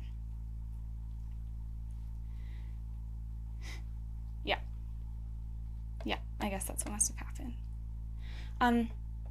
One more thing. Do you trust Michael? No, I'm not asking if you have a reason not to. Do you trust him? Yeah. Definitely. Good night.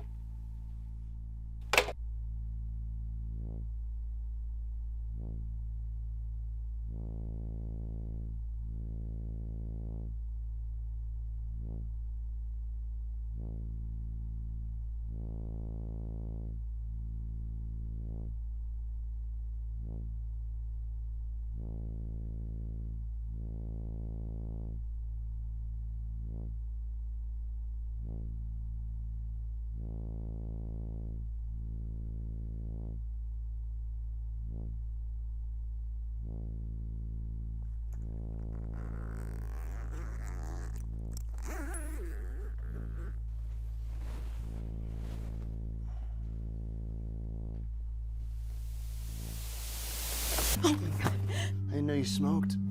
Yeah, well then I guess we're both learning something on this trip, aren't we? And what are you doing?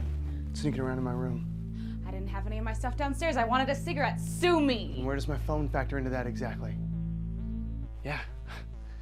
Not as graceful as you thought you were. I called your mom, okay? I know. Know what? That you're full of shit. Your dad isn't a schizo. You were never hospitalized. You're gonna believe her? My mom's a lying. She's saving face. She doesn't want any mental illness sullying up that good family name of That's ours. not true. She was legitimately concerned when I asked. It did not sound like she was sweeping something under the rug. Then clearly she didn't know. How would you know that about your dad, but his wife wouldn't, huh? And how could you hide months of a mental break in treatment? Look, I don't know what you're trying to accomplish with all this, but I know you are lying. I know, and you are not gonna pull this over on me. Aren't you the world's greatest detective, huh? I don't know what the hell you could possibly be getting out of this. The man I fell in love with is just another one of your personas, isn't he? Because you're even less like yourself now than when you're gone. You're not my boyfriend. You know, I was being sarcastic before. Maybe you are a decent detective. I'll even give you a genuine clap this time, huh? Big guy's not the only person that could pull this trick. Granted, we use different methods, but the end result, I asked you, who are you? You know who I am! No, you can't be. Yeah? Think your pussy wet fag of a boyfriend's got the stones to talk to you like this? What? You scared of me? No, I just hate you. I want my boyfriend back. Oh, you hate the creator. Don't pretend to hate me, too. We're allies in this thing. You and I, we're old pals. I don't know if you really are the devil or if you're just some other personality, but I don't want anything to do with you. Why? Is it because you're scared of me? Think I'm dangerous? Think I might kill you? Is it because you know it's Sunday and you might die? Tick-tock, tick-tock.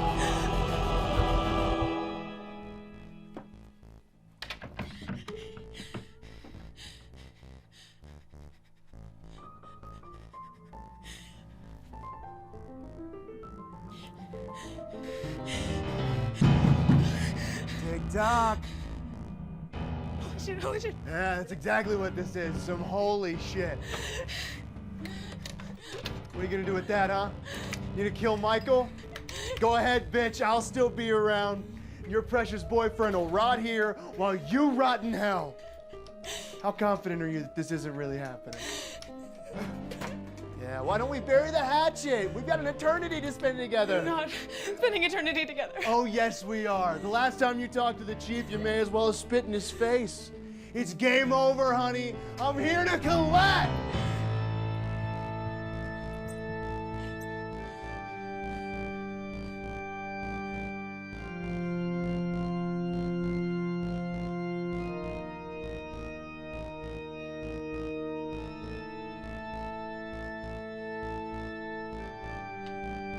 Face it, your time's up. You had your chance and you blew it. Hey, look at you. Oh, I thought you said you weren't afraid of me. No matter. You're afraid of God. You're afraid of me. I think maybe you're just weak. Fuck up, asshole. I knew you were my daughter. God's little Boy Scouts don't talk to people that way. Hey, why don't you relax while you're down there and hear me out, huh? Is this how you want to spend the last few minutes of your life, huh? We could be chatting amicably, preparing for hell. Not some horned beast, you know. Mr. A to Z just paints me that way because I have the audacity to be something other than a yes man! So why don't you hear me out, huh? Why don't you hear me out? Never. You don't. Sure!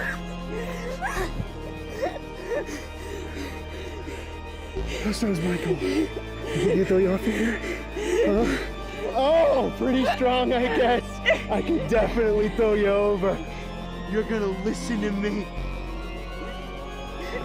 You're not gonna sway me. I don't have to sway you. You made your choice. Hell begins now. This isn't my pitch. It's your orientation. God doesn't care about you. Not unless you're following his decrees. That's all he is. Do's and don'ts. And so many of them are inane and arbitrary. The only thing he's building is a cosmic dictatorship where you are on your knees, forced to do exactly as he says. That sound like paradise to you? Where I'm taking you is the paradise. Somewhere you can do as you will. That's the whole of my law. You want something? Take it. It's yours.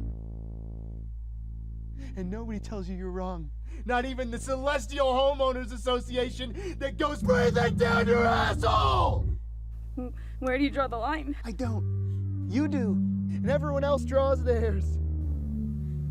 And nobody gets to tell each other who's right or wrong because you're all gods.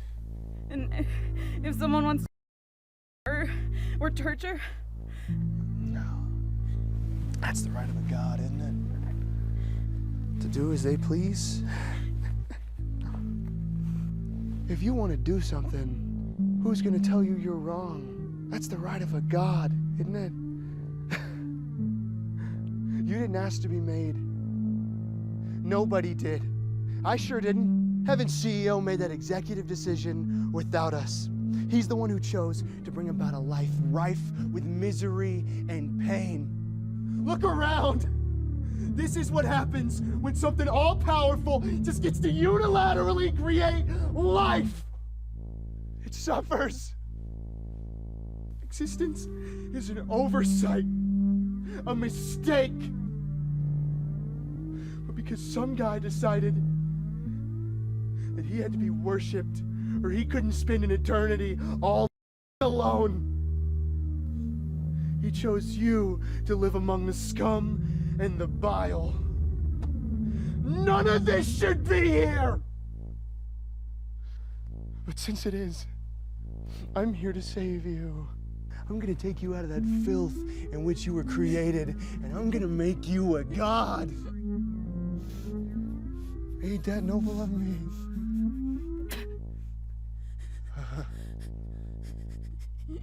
The offer still stands.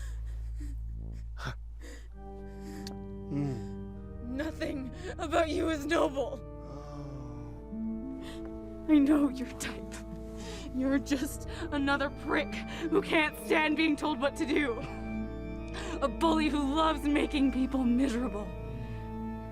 You're not a god. You're not gonna make me a god. You know what, you're right. I don't particularly like rules, but I'm not in the habit of tearing down fences when I don't know why they were put there. So if his laws keep people from being anything like you, then I guess they're there for a good reason. If you're the opposition to God, then God must be the best possible thing. It was a nice speech. But you're still joining me. And you'll like it so much better there than under the thumb of the king's rules and regulations. I heard all about hell and it's nothing like what you're saying. Yeah, well, who'd you hear that from? God? He doesn't know. He's never been there, and neither have you. Why don't you go see for yourself? Dear Lord. He's not listening! Besides, you don't want to go to heaven. Don't you want to be where your mother is? I bet she could really use a drink right now. 4 years down. Infinity to go! Dear Lord, please, I don't care if you take my life tonight. Just don't let me go with him, please. No more questions, I trust you, I promise. So please just take me home, please.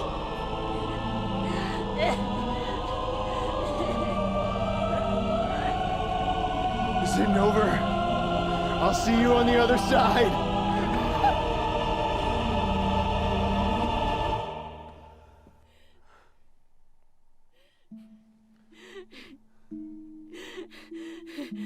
I knew you were mine. I love you, I trust you. I love you so much. What's going on? Where are we? It happened again. It happened again. What happened? Well, a lot of things, but he was here. Who was here? God? What? How much weed did we smoke?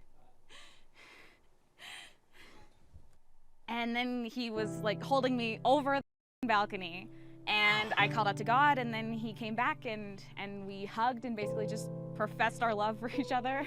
And then you were back. Like, really back. The last thing I remember is dancing with you in the living room. And you're trying to tell me that was 2 days ago? Wow. Yeah. Oh, it feels so nasty knowing I spent so much time with him. I even kissed him. Well, you thought he was me, so I can't really hold you responsible for cheating on me with the devil. He's a subtle bastard, that one. I'm so sorry. No, don't be. It wasn't you. That's a hard pill to swallow. Listen, I know this probably won't mean much at this point since I can't have more than a few hours left, but I want to spend the rest of my life with you. You have me. For as long as that is. You scared? Of the transition, but I mean, exchanging Earth for heaven can't be all bad. I really, really love you. I love you too. Wow. Oh, wow. God really does this? Wow. It's so beautiful. He's so beautiful.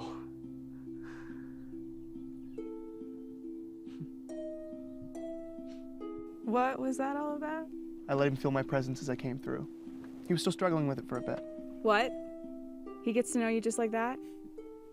Why couldn't you do that for me? I dealt with Michael in his own way long ago. He was tuned into me enough to use him as a conduit for you. I'm just letting the radio hear the song it played. You know, you embellished a bit when you told Michael what happened. Well, what can I say? I have a flair for the dramatic, I guess. I mean, you made me that way. If it makes you feel any better, the drama you added, it only conveyed how all those things you couldn't describe really felt. It's not quite the same as lying. Hey, can I ask you something? He lied. She made it. She's with me. Really? Mm-hmm. He's such an asshole. Yeah. Yeah. It's okay. You can ask. When does it happen? All right, if you don't mind the spoilers, 61 years from this June. Wait, but you said... I thought I died this weekend. You did. On that balcony this morning, the old you did die. You're a new woman, Gabrielle. You said I was gonna die, actually, physically. What can I say? I guess I have a little flair for the dramatic, too. I did make you in my image, after all. Fair enough. Although, if you hadn't come to me, he genuinely would have killed you on that balcony. But now, well, you can't leave yet. You guys have a lot of heaven to bring into this place for me. Really? Oh, yeah. You're on my payroll now, kid. And I've got a lot for you to do. What do I have to do? How will I know? Is it gonna be Hey. as scary or as dangerous as... Hey? You trust me, right? Completely. Then you know everything's gonna be okay, don't you?